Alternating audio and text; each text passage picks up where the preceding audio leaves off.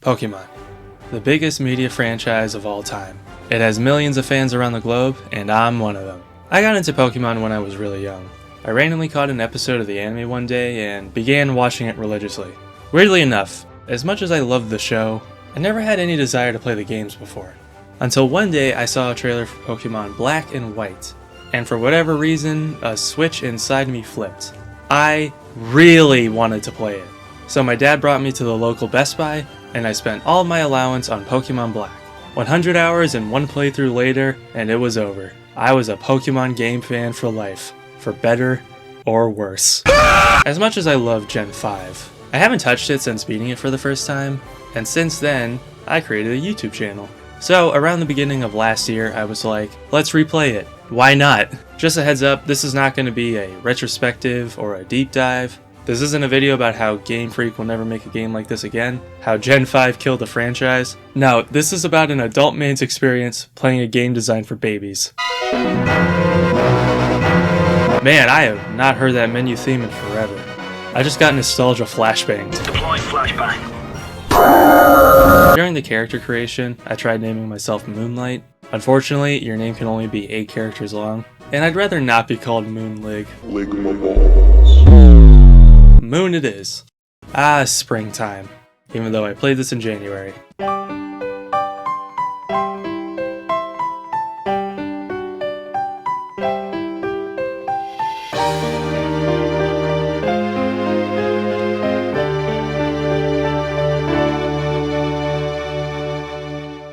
The game starts with the 2 rival characters, Sharon and Bianca, walking into my house. Man, seeing these two in over a decade is so weird. It's almost like seeing an old friend from college after a decade. Well, I guess in this case, that friend was stuck in time or something, and still thinks their calculus test is tomorrow. My point is seeing them brings back memories. I love these characters, and we'll talk about them more when necessary. Also, something I didn't notice until playing this again, which I find really funny, they're my only neighbors. Where the fuck is everyone? And today's the day we're getting our Pokemon. When I was a kid, I picked the fire type Tepig. Since I barely knew anything about type matchups, my thinking was fire equals the most destructive, so I went with that. But now I'm an adult who has played every Pokemon game since this one came out. Emboar will always have a special place in my heart. He was my first ever partner, but this design just does not work for me. I love Snivy and Superior looks awesome, but he's not my favorite. My favorite is Oshawott. I love Oshawott. He's so cute, I have a giant plush of him. And Samurott? I never thought a samurai otter would look so cool, but hey, it works. Anyways, Bianca chooses her and Sharon's Pokemon and decides we should all battle. Hold up. I beat Bianca's Tepig and trash my room in the process. Whoops. Then I beat Sharon's Snivy and somehow the PC, Wii, and TV are all fine. My mom shrugs off the damage because she knows we're excited and tells us to rush over to the lab. However, before I get there, I hear Bianca and her dad having an argument. You see, my mom is fine sending her child out into the wilderness full of giant monsters, cults, and who knows what else on his own. But Bianca's dad is not. What a fucking idiot, am I right? At the lab, Professor Juniper finally lets me nickname Oshawott. When I was younger, I never nicknamed my Pokemon. They never did it in the show, so neither did I. It's also the only reason I know all the Pokemon names. But this time, I decided to nickname every Pokemon I caught. And I had the perfect nickname for my partner. Perfect. Can you imagine the hypothetical conversations I would have? Aw, what a cute Oshawott. Does it have a nickname? What? Oh, what is your Oshawott's nickname? Yes. Professor Juniper gives us our Pokédexes and shows us how to catch a Pokemon. And you know what? As a kid, I liked this tutorial. But now in a post-Scarlet and Violet world, I really wish I could skip this. But after that, I'm finally on my own. I catch a Pat Rat, which I named Patrick because Pat Rat sounds like Matt Pat FNAF. And a Lillipup I named Princess because she doesn't bite, bro, I promise.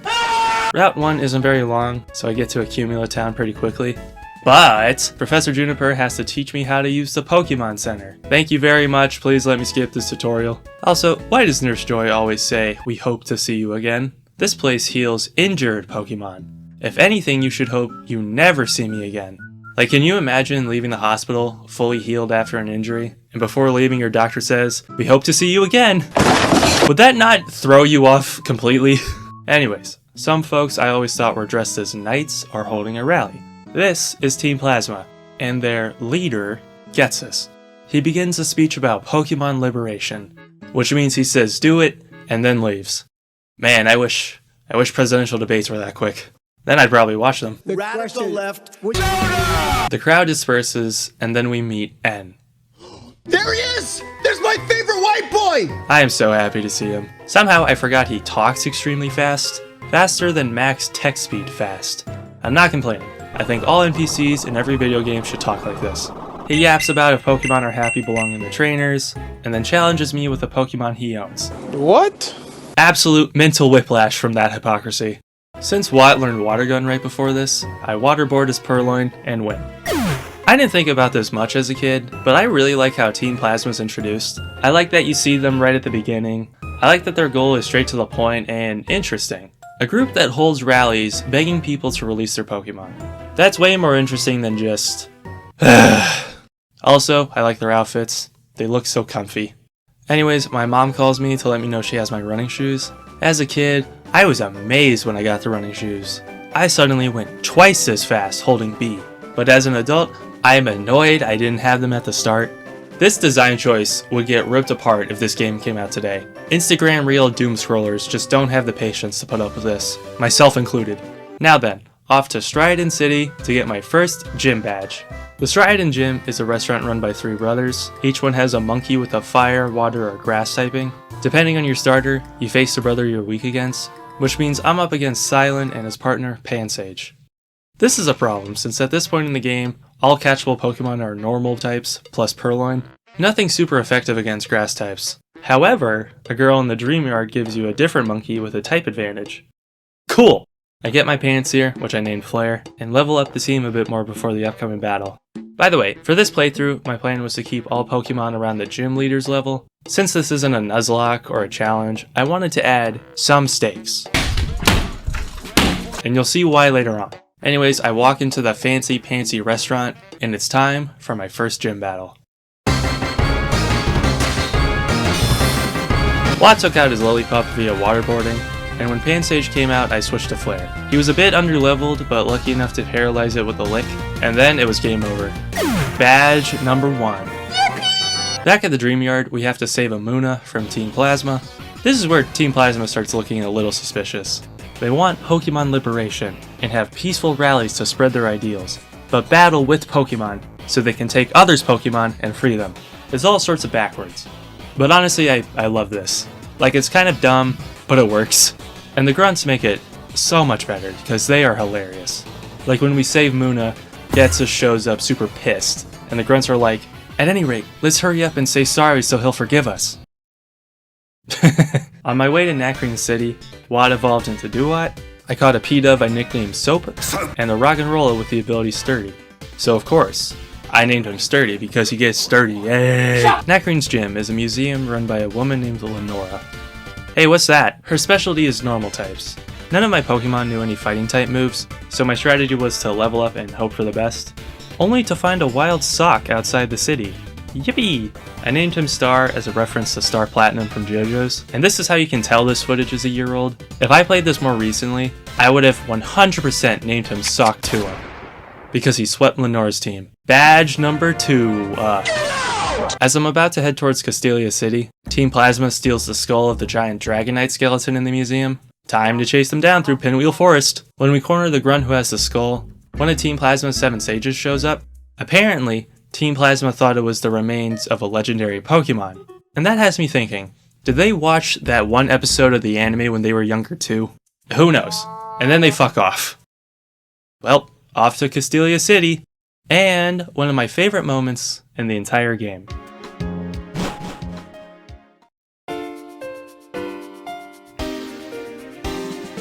Man, there was something so magical about this sequence as a kid. The music, the constantly changing camera angles, the cars driving on the tightest turns known to man. It felt like when you go somewhere new for the first time when you're super young. When I played this as a kid, this was the moment that really made me feel like I was going on a Pokemon journey. I already knew I was in-game, but this made me really feel it. A beautiful sequence that is unfortunately ruined by the fact that it ends in New York. So, fun fact. Apparently the Unova region was based on America. And here it's most obvious. Castelia is clearly based on New York City. Towering skyscrapers, docks, alleys you definitely won't get robbed in, streets full of people rushing to and from work. I've always loved the vibes of this place. It's so grand and different from other towns up until this point. You know, seeing this after coming from my town of where 7 people live, I feel like Will Smith on Fresh Prince. However, before I can challenge Berg, Castilia's gym leader, Team Plasma took Bianca's Muna. While dealing with that, we again see why Team Plasma is amazing. I thought it would be amusing to prepare a hideout right in front of a Pokemon gym, but we were detected more quickly than I imagined. Indeed. After Gets' lore dumps for a bit, they give Bianca her Muna back, and the situation is resolved. For now. So it's gym battle time. The Castelia gym is a giant art gallery since Berg is an artist. I'm pretty sure these are all his paintings, but it's shaped like a giant beehive and everything is covered in honey. I like honey, but I don't want to be covered in it. I'm not like the girl from the Bee movie. Berg is pretty eccentric, and he specializes in bug Pokemon. He has a Dwebble, which is meant to cause problems for fire and flying type Pokemon. Unfortunately for him, I have a waterboarding Watt. And as for the rest of his team, I have some bad news. Soap evolved right before. And boy is she hungry. Badge number 3. The next stop is Nimbasa City. While training on Route 4, I caught a Sigilif I nicknamed Cypher, and a Sandile I nicknamed Sandy. Technically I caught him before fighting Berg, but don't worry about it. I think now is a pretty good time to reveal my plan for my team. The plan was simple. A tight balanced team based around which Pokemon designs I like best. First, we have Samurott. You know, when my 80 baby turns into a big baby. Crocodile is one of my favorites from Gen 5. He's so smug looking, but also looks like he'd be a really cool friend. And I also loved Ashes in the anime. And Sigilif just looks like an anomaly. He's meant to look like a totem pole, but instead he looks like an entity. I don't know what I'm looking at. And I love it. That's only half of my team. The other half will be introduced later. When I get to Nimbasa City, Team Plasma is up to no good again. After preventing them from taking the daycare man's Pokemon, they run off to the amusement park. And I get a bike. Yippee! When I walk into the amusement park, I genuinely forgot that this happens. Good evening. Another more cinematic scene with N in the Ferris wheel. Just like the bridge, I love this scene. I love the horizon, which you can see because this was made to run on the base DS. But even more so, I really, really like N. It's weird to say, but he feels so pure. He outright tells you he's Team Plasma's king, but even when I was a kid, I got the feeling that he isn't evil. He really believes what he's doing is for the greater good. However, you can't help but feel something's off. Like, why is Getsus the one who asked N to help him? Why do the grunts not seem as good-hearted as N? Why does Getsus have so much drip? I beat N again and he makes his declaration. I'll defeat the champion and become unbeatable. Unlike any other, I'll make all trainers free their Pokemon. Just try and stop me. If you want to be together with Pokemon, your only hope is to collect the badges from each area and head for the Pokemon League. Try and stop me there if you dare. Alright, couple things. First, is the Pokemon champion like the ruler of the region or something? N seems to believe if he beats the champion, he can make everyone do what he wants. But it can't be that easy, right? You know, in real life, you can't just shoot the president and take over. The military would gun you down in an instant. Look at Lee Harvey Oswald. Speaking of which, is there a military force in the Pokemon world? There is a character named Lieutenant Surge, after all. But I can't remember any game with any sort of armed forces. I guess it kind of makes sense how enemy teams get away with so much crap. Also, so many legendary Pokemon are just natural disasters in organic form, which was the plot of Ruby and Sapphire. So Game Freak, I have an idea. For a future game, have a Pokemon military. If you don't want to call it the Army, Navy, or whatever, I don't blame you. Call it the Defense Force or something. And don't worry, the soldiers will use Pokemon, not tanks or guns. Make it seem it'd be a bit harder for some guy to get way too close to taking over the region. Or some giant monster can just destroy everything. Because it seems like every time some threat shows up, everyone in the region is just like, well, we can't do anything. Make the 12-year-old fix this. Call me Game Freak, I have ideas. I got a bit sidetracked right there. I run into Bianca, who gets into another argument with her father. He demands she comes home, she says no, and then Elisa, Nimbasa's gym leader, steps in. I forgot how strange her sprite looks. She's so damn tall. You single? Bianca's dad talks through his problems and realizes he's being unreasonable, so he decides to let Bianca continue down this path she chose. Good for her. Now it's time for my next gym battle, which I was honestly scared for. You see, when I was a kid, I lost to Elisa's electric type Pokemon over and over again.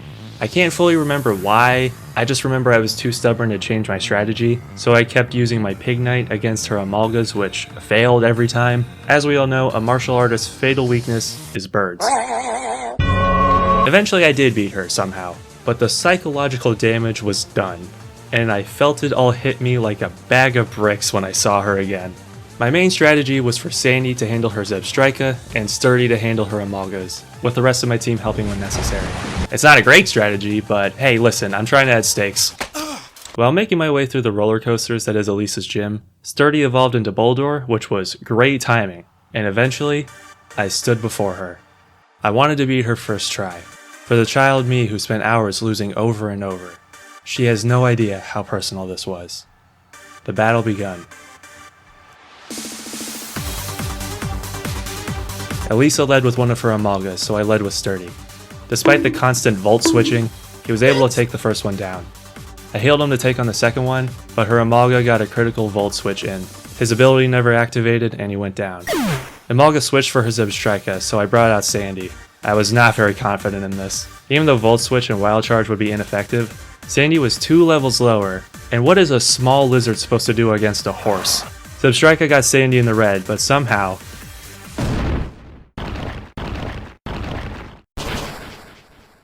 Holy shit, we have a chance! I healed Sandy and was able to take out her Amalga. I did it. Let's go! Badge number 4! I was so excited. I almost felt redeemed, like some childhood trauma just vanished from my body. If I could go back and talk to my younger self, I would get down on my knee, put a hand on his shoulder, and say, "Learn tight matchups, you fucking idiot." Now we're off to Driftvale City, but before that, Sharon and I meet Alder, the Pokemon champion. I honestly forgot he's first introduced here, just randomly on Route 5. Turns out as the champion, he kinda just wanders around the region doing whatever. Multiple characters tell him he shouldn't be doing this, but no one can stop him since he's the strongest trainer. He's like Gojo from Jujutsu Kaisen. He's the strongest guy around and just does what he wants, because who's gonna stop him? In the anime, a Gigalith, which weighs 573 pounds, charged at him and he fucking threw it.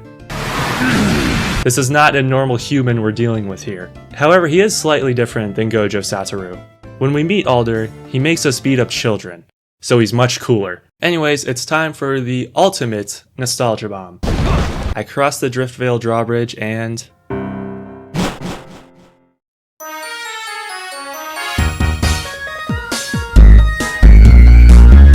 It doesn't matter if you've never touched Black and White or Pokemon in general, I guarantee you've heard this song at least once. Anyways, we instantly meet Clay, Driftvale's rootin' tootin' mining gym leader. Turns out Team Plasma escaped over the drawbridge and he blames Sharon and I for it. Okay, unfair. But Clay says if we catch them, we can challenge his gym. So you know what, whatever. Sharon and I slip and slide around the cold storage fighting off workers for some reason. Guess they're pissed some kids interrupted their hard work of standing around. Fair.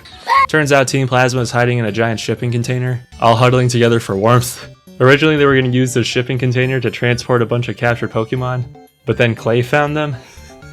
Speaking of which, he shows up and takes them all away, only forgets us to take them back immediately. Well, I guess it's gym battle time. At this point I wasn't too worried about Clay's ground-type Pokemon since I have Watt.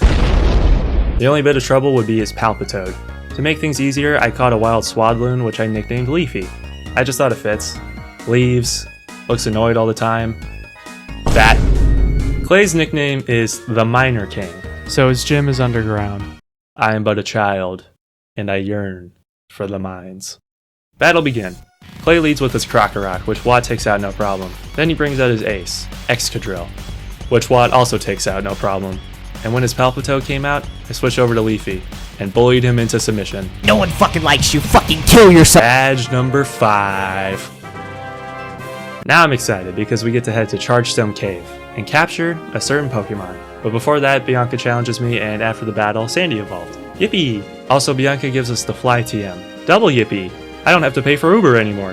When I get to Chargestone Cave, N is there to greet me. Apparently Getsus wants to test me and see how good of a trainer I am. Supposedly, I have been chosen. What does that mean? Who cares? I'm not here for that. I'm here for the next Pokemon I want to add to my team. Tynamo. I love electric Pokemon, and Electros is one of my favorites. Giving an electric type the ability Levitation is so stupid that I love it. However, there's a slight problem. You see, Dynamo's spawn rates are pretty low. I think I spent close to an hour running around beating trainers, Team Plasma, just to find one. Until eventually, I did. Yoink! I had a hard time thinking of a nickname, so I looked on Google. Turns out a site called ranker.com has ranked nicknames lists for all Pokemon, and it didn't take long for me to find one I liked.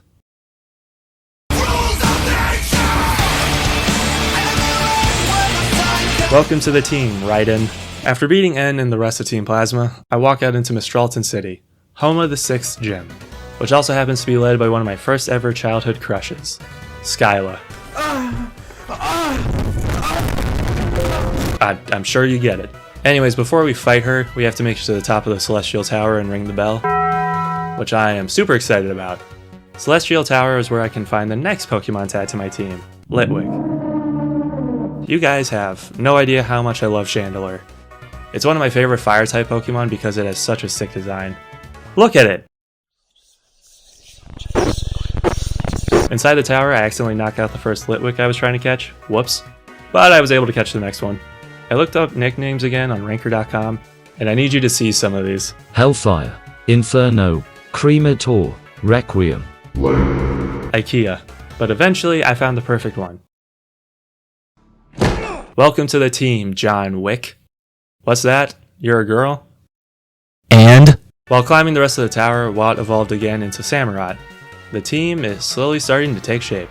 We ring the bell and Skyla tells us to challenge her when we're ready, which I wasn't. Skyla specializes in flying type Pokemon, so my strategy was for Raiden to fight all of them. However, he was still a bit underleveled and, well, this is where I made a mistake.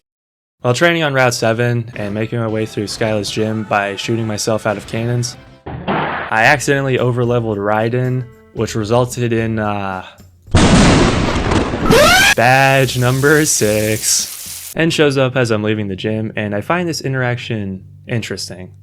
He claims to hate Pokemon battles, but he sees that my Pokemon love and trust me.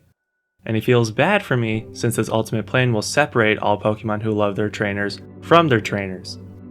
Once again, I love N. I love that his feelings around what he's doing are complex, but he still thinks what he's doing is right for the world. Anyways, while making my way to Twist Mountain, we run into Sharon again.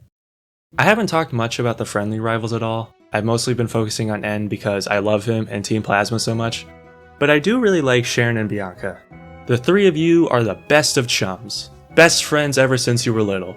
Not like there were any other kids around. But it is pretty clear these two care for you and each other. Like, Bianca is very energetic and often does things without fully thinking, so Sharon always sighs and politely calls her out, but then they move on because he knows this is just how she is.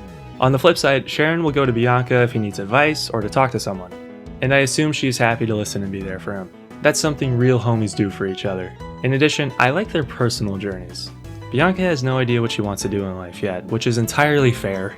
I couldn't relate to this too much as a kid since I was a kid, but after replaying this I get it. A lot of adults probably relate to this. She went on this journey just to see the world and maybe find what she wants to do. And I know a lot of adults relate to this. I would love to just leave everything behind and travel for 6 months. Sharon goes down a different route. He wants to beat Alder and continuously become stronger, because in his mind only strength matters. But when Alder asks him why he wants to do this, he's not actually sure. And for most of the game, he's too stubborn to really think about it. His story is more about slowly learning that his mindset is wrong and want to make him happy in the long run. That's another thing I think adults can relate to. How often do you look back on your younger years and remember how much of an idiot you were? I like turtles. Let me tell you, when I was growing up, my parents made sure to tell me how dangerous it is to drink and drive. And now as an adult, I can confidently say they were idiots. Nothing is more liberating than drinking a 6-pack of Coors Lights while speeding on the highway. I am the sole reason Castelia City doesn't have any cars. Driving in my truck right after an elixir. Hey, that bump is shaped like a deerling. Twist Mountain took me about an hour to fully get through and explore everything. Turns out while I was doing that, Team Plasma found something really important, and I think they're about to put their plan in motion. That's probably not good, but we'll deal with that when the game lets us. I exit Twist Mountain and walk into Icarus City, home of the 7th gym. Icarus' gym leader is a man named Bryson, who specializes in ice types. Obviously my plan was to have John Wick just melt all of his Pokemon, but she hadn't leveled up enough to evolve into Lampant yet, so let's change that. While training, I realized I can get my last Pokemon in Mistralton Cave, and the last little goober to add to my team is none other than Axew. I've always loved dragon types since I was a kid, mostly because I love giant monsters, and if a Pokemon is a dragon type, it'll usually look badass or like sushi. When I was a kid, I really loved Hydreigon, but nowadays I think Haxorus is way cooler looking. I love the green and black color scheme with a few tints of red. I love how its head looks like a battle axe. It's just a bad axe design. So I walk into Mistralton Cave, which looks super funky because of the emulator I'm using. I catch an Axew and I nickname it Nero. I'm not sure why I picked that one, like I don't think I looked at another list. I think I just had the song Devil Trigger stuck in my head at the time.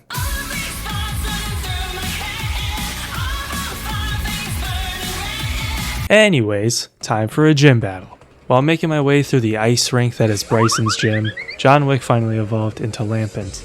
And once again, I might have accidentally over-leveled her for this gym.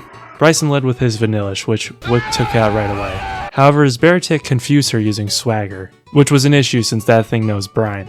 I switched out to Raiden, who I conveniently taught Flash Cannon. Down goes his Beartic.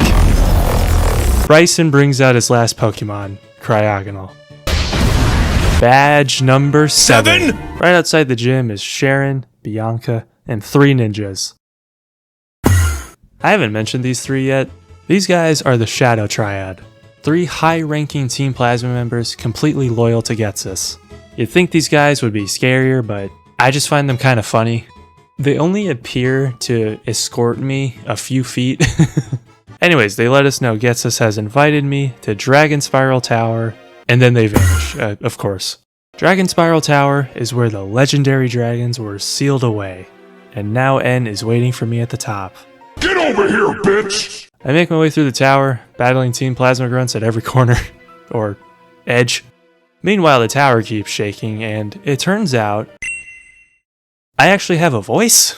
I haven't said anything for the past 20 hours. However, even that is not as surprising as what was waiting for me at the top of the tower.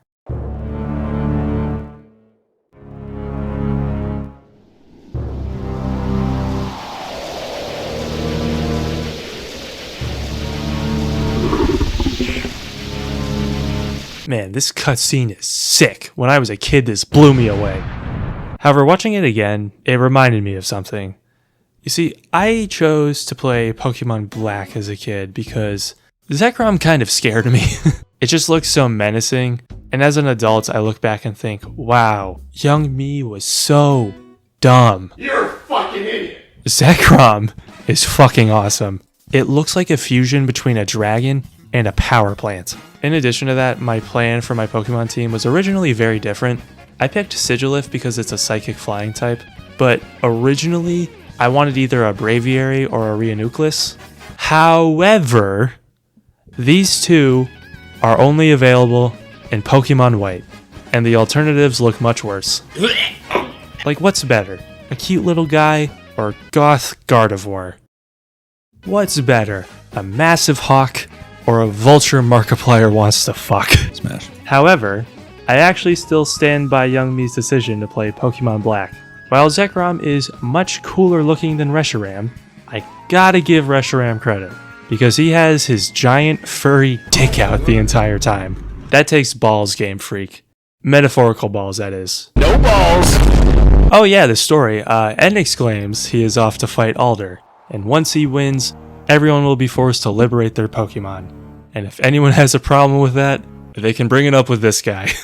And if I want to stop him, I need to find the other legendary dragon, Reshiram. Nice car. Once N leaves, Alder tells me Reshiram might be inside Relic Castle, a structure located underneath the desert of Route 4. And I feel the need to mention, it's really funny how N just flew off to defeat Alder, but he was right outside the tower. I imagine N shows up at the Pokemon League and he's like, what the? Where is he? Anyways, Relic Castle is a series of basements filled with sinkholes and Team Plasma Grunts. Unfortunately for them, Watt kept flooding the basement floors using surf. Also, Sandy evolved into Crocodile, which was super exciting. At the bottom of the castle, Getsus is there just to gleefully tell us Reshiram isn't there. Get the fuck out of here, bitch! When I leave the castle, I get a call from Professor Juniper on my Apple Watch telling me to come to Nacrene City. Apparently, Reshiram was sitting in Lenora's museum in the form of a volleyball. Team Plasma stole that Dragonite skull, thinking it was the legendary Pokemon. Turns out, it was actually the Bakugan sitting right next to it. Also, it's kind of odd that Lenora, the museum owner, was displaying the Light Stone, despite not knowing what it really was. Oh, this? It's an ordinary old stone. It was found near the desert, but other than the fact that it's old, it doesn't seem to have any value. We only display it because it's rather pretty to look at. Can you imagine taking a tour of some famous museum and the tour guide just goes, "You know what? I don't know what any of this stuff is, but it's fucking old." Alright, so since N has taken an interest in me, it's kind of unanimously decided I'll take him on if anything happens to Alder. Which kind of begs the question, why me? No, really, think about it. You have the strongest trainer in the region right in front of you. Why not give Reshiram to Alder? That'd make it 1,000 times easier for him to win. Well, the answer is actually quite simple. It's so the writers could give you, the player, the cool Pokemon on the box. Now, despite how it sounds, this doesn't actually bug me. Pokemon is meant for kids, so I get it. I just find it really funny how, in-universe, with the fate of the world on the line, they give the legendary dragon not to the strongest person in the region, but to some random kid standing right next to him. Anyways, I accept my legendary rock, and no one has any clue how to wake him up. Alder tells me I should head to Opelucid City, home of the 2 Dragon-type gym leaders. To get to Opelucid, I need to cross Two Blind Bridge, and while running across, I see Getsus at the very end, but when I get close enough...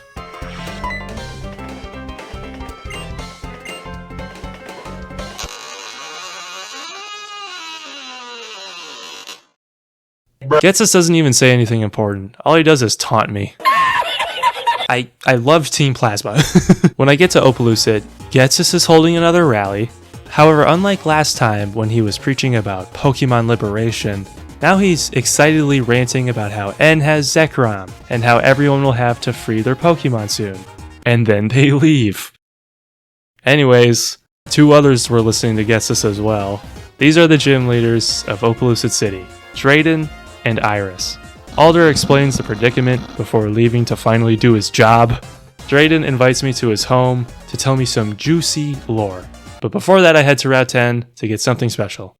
For a Lampent to evolve, it needs a Dusk Stone, and this guy just happens to have one. There is another one located in Mistralton Cave where I caught an arrow, but you need the Strength HM to move these boulders, and I didn't have it because it's optional to find in Nimbasa City, and I didn't know that. Anyways, I get my Dusk Stone, and John Wick evolves. In addition, while battling trainers, Nero also evolved. I make my way back to Drayden's house to hear a very nice lore dump. Since I've been skipping lots of the lore that's been drip-fed over the course of the story, I'm going to include other details as well here. And since the game does not provide visuals, I'm providing my own. Please enjoy my completely accurate lore summary of Unova. A long time ago, the 2 legendary dragons were once unified as one Pokemon. It was friends with twin heroes, and together, the 3 created Unova. Whether they actually created it, or just found it Christopher Columbus style, who knows? The older brother began to seek truth. Meanwhile, the younger brother sought ideals. And of course, those 2 things cannot coexist, so the 2 started to fight. The single dragon split into 2, Reshiram siding with the older, and Zekrom the younger. The fight raged on, but the 2 dragons were equally matched, and the brothers decided there was no winner. The conflict came to an end, and there was peace. Until their kids started the battle again and the dragons destroyed Unova. Meanwhile, the 3rd dragon, Kiram, was probably like, what the heck is going on over there? And then they turned into orbs. Thousands of years passed and, well, here we are. Alright, now I understand why N thinks Zekrom is enough to make people listen to him. That dragon is half the reason the country got wiped off the map. If it had existed in the One Punch Man universe, it would probably be threat level God. a threat endangering the survival of humanity. Imagine what it could do if it wasn't fighting Reshiram. Now this is all very insightful, but it doesn't tell us how to awaken Reshiram. Oh well, worth a shot. Also, I feel the need to mention this, but Drayden has awful interior design skills. It's completely black, only lit up by these RGB strips and weird lamps. His house looks like a gaming PC. And why is there no furniture inside? Matter of fact, Opelucid itself looks like those Society If memes. There's RGB in the sidewalk cracks. Anyways, it's gym time, and I gotta say, I love how Opelucid's gym looks. Dude, these giant dragon statues you move around on, they look so sick. As for the gym leader, it depends on the version of the game. Since I got Pokemon Black, I get to fight Drayden, who is, and I'll say it, an absolute dilf. And somehow he makes that crazy beard work. Looks like Optimus Prime's face mask. And you can just tell he probably has the sharpest jawline known to man underneath. Anyways, time for battle. My plan was to use Nero to sweep since I don't have any ice types, and fairy types aren't a thing yet. And once again, I miscalculated. Nero gained too many levels while fighting the gym trainers, and I didn't have a choice since again, no ice types. I didn't want to catch one. The battle begins, and Drayden leads with his Fracture, which Nero one-shots, and then he brings out his Druddigon, which Nero one-shots. And then he brings out his ace, Haxorus. I was expecting more of a challenge here. It is 3 levels lower, but it is Nero's final evolution, so maybe... Badge number 8. Before leaving Opelucid, I run into Professor Juniper one last time. She came all the way here, in person, to give me an update on how to resurrect Reshiram. And she has no idea. But she gives me a Master Ball, just in case. Before walking off, she steers me in the direction of Route 10, the path to the Pokemon League. And I remembered something. When I first played this so many years ago, at this specific moment, I felt so ambivalent. The longer I played, the more I fell in love with this game, and I really didn't want my journey to end. I didn't want this game to end. However, I was also really excited to see how it did. I felt those same feelings again so many years later. I was nervous, I was sad, but I was also really excited. I already knew what happened in the story, but man, I don't want this game to end. But I kept moving. On Route 10, Sharon and Bianca showed up. Out of worry, Sharon challenges me just in case I need to face N, to see if I'm ready for the task. I beat him, and Nero evolves into Haxorus. My team is finally set. Sharon and Bianca reminisce on the journey we've had before wishing me luck. At the end of the route stood the gates before Victory Road. 8 large gates representing 8 gym badges. Each one opened slowly, and beyond the last one was Victory Road, the final route. The journey through Victory Road was long. I chose to battle everyone I saw. I even had to fly back to Nambasa to pick up the Strength 8 gem I didn't get earlier.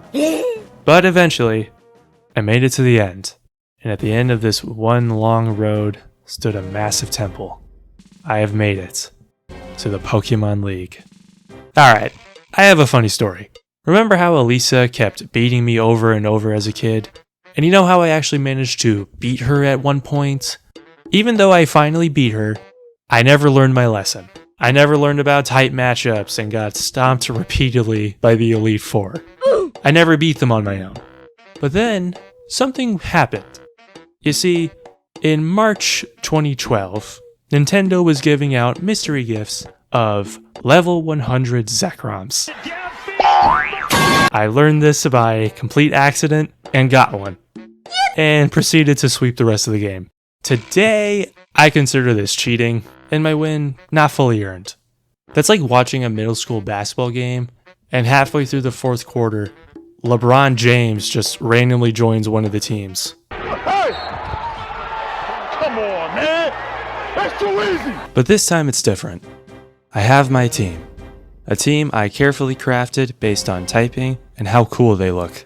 But more importantly, I know what I'm fucking doing now. Now I know that bugs eat grass, psychics, and the darkness. Anyways, I finished training my team and walk into the domain of the first Elite Four member. This is the one who beat me over and over when I was a kid. This is the one who beat me so bad I had to cheat to win. And now, I get to face her once again for real.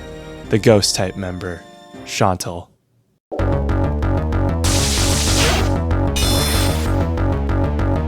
She leads with her Cofagrigus, so I lead with John Wick. One shot. When she switches to her Golurk, I sent out my secret plan, Sandy. You see, Sandy has the ability Moxie, which means every time he directly knocks out a Pokemon, his attacks get stronger. I didn't lead with him since her Cofagrigus ability is Mummy, and if I attacked it, Sandy's ability would have changed. Anyways, Sandy takes out her Golurk and Jellicent, so she brings out her ace, Chandelure. It hits Sandy with a Fire Blast and almost knocks him out, so I taunt it by dragging out the battle a little longer with Dig. First member down. Let's fucking... Up next was the master of Dark-type Pokemon, Grimsley. I didn't have a fighting or bug type with me, but Nero does know Dragon Dance and Brick Break, so after setting up a few of those, he swept Grimsley's entire team. Second member down. Up next was the eepiest member of the Elite Four, the Psychic Queen, Caitlyn. Wow, that bedhead is something else. John Wick took out her Reuniclus in Musharna. However, I forgot her Sigilyph had Shadow Ball, knocking out Wick. I sent in Sandy only to forget her Sigilyph also knew Ice Beam. I sent in Nero so I could revive John Wick. Nero took out the Sigilyph and then she brought out her ace, Gothitelle. It set up a Calm Mind, both raising its special attack and defense. But not even that was enough to stop John Wick's Shadow Ball. Third member down. And finally, we're on to the last member, the fighting type champion, Marshall. My plan was to use Cypher, who went down immediately to throw Stone Edge. So out of spite, I used the Nero strat again. Fourth member down. I've done it. But it's not over yet. I walk up to the statue in the center of the temple, and it descends. I take a second to take it all in, then climb the steps to the champion's lair. And when I enter, I find Alder and N. Alder lost to N and Zekrom, which doesn't surprise me. When N notices me, he claims this is not a suitable place for the legendary dragons. And then, he does the coldest thing in Pokemon history. From the ground, rise up, the castle of Team Plasma!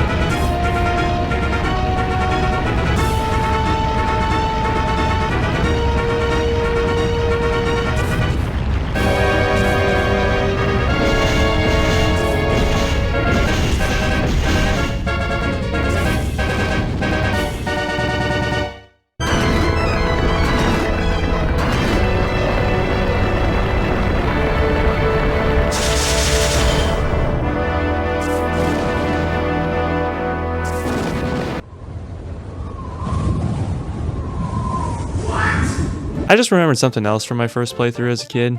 At this specific moment, my only reaction was, when did you guys have time to build this? How did you guys build this? The Pokemon League is right there! Anyways, N invites me into the castle for the final showdown, but the 7 sages are like, nuh-uh. Then the gym leaders show up and are like, yeah-huh. Well, except the Strident trio. I guess they're too busy cooking food. Fuck up, fuck up, fuck up. Also, I'm pretty sure this confirms Unova doesn't have any sort of police or military force. While making my way through Team Plasma's castle, which is even grander on the inside, my lord. Once again, how did they build this underground without raising any suspicion? I came across a room. A room that has always made me incredibly sad.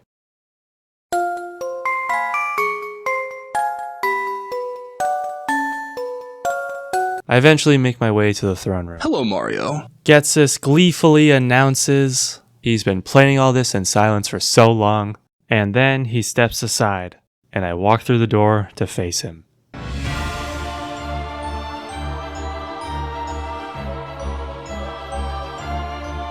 Zekrom flies in and lets out a roar. Reshiram, if there was ever a time to wake up, it's now. Whoa.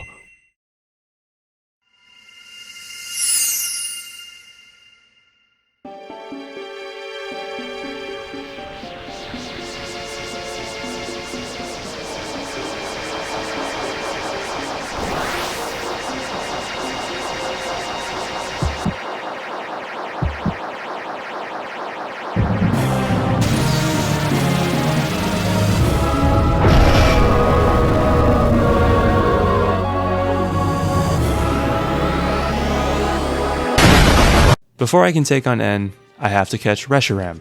Well, I don't have to, but for the sake of this video, I thought it would be super sick to take on N with Reshiram.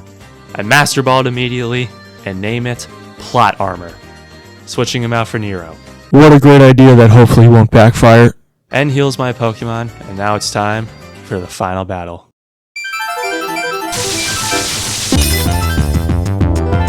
N leads with the Zekrom. This time, I don't have a level 101 to take it out, so I lead with Plot Armor, who takes it out immediately, and is Kling Klang as well.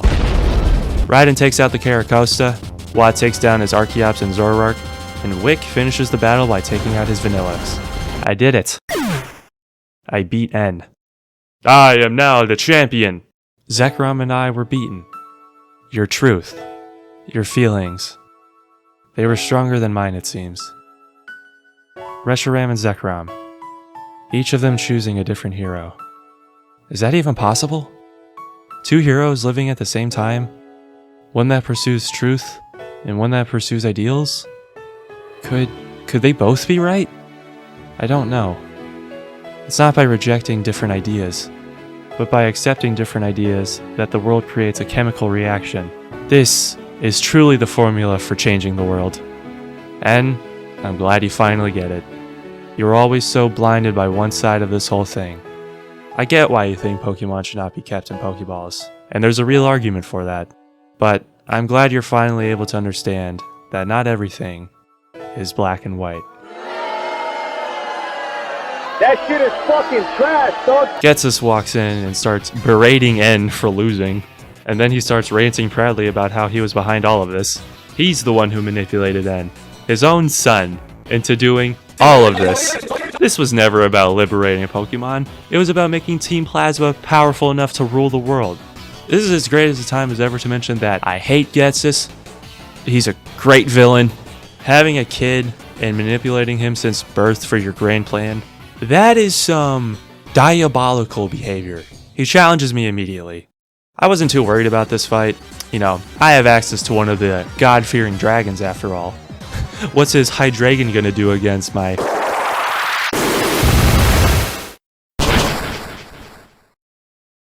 Ha! I saw this YouTube short noting how Getsus always had a plan B if N went rogue or failed.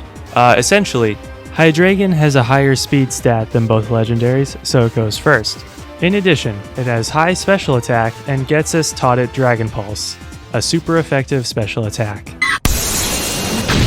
Basically, a three-headed fuck you from Getsus. This kind of begs the question, how did Unova get destroyed all those years ago? Just send a flock of these at them like crows at a police officer. Now, I could narrate how the battle unfolded like all the others, but it's mostly me revive stalling until I eventually won. Getsus mauls while Alder and Sharon drag him away, and N asks me to walk with him. He tells me how when he first met me, my own Pokemon liked me, despite not being liberated, which confused him. And the longer he continued down his journey, the more often he was proven wrong. Being raised in Team Plasma seemed to really do a number on him. Thank Arceus they are gonna disband, right? N decides to head out on his own, to find a new purpose in life. Moon, you said you have a dream. That dream, make it come true. Make your wonderful dream a reality, and it will become your truth. Moon, if anyone can, it's you. Well then, farewell. And that concludes my playthrough of Pokemon Black. God, when I first beat it as a kid, I felt so sad the story was over. And now, so many years later, I'm sad again. Replaying it was so much fun. I got to re-experience so many childhood memories, and I think it was even more special this time somehow. I know there's a post-game, but I don't feel it's necessary to cover it here. I did make my way through the other routes and towns that I couldn't access before, and it still feels so weird seeing Pokemon from other generations finally show up. Anyways, that is it from me. If you have made it this far, thank you so much for watching. Feel free to like, comment, and if you haven't yet, subscribe. And you know what? Why not hit the bell too? This took forever to finish, but I had a lot of fun doing it, so I'll probably make another one at some point. Anyways, I hope you enjoyed and... Ah!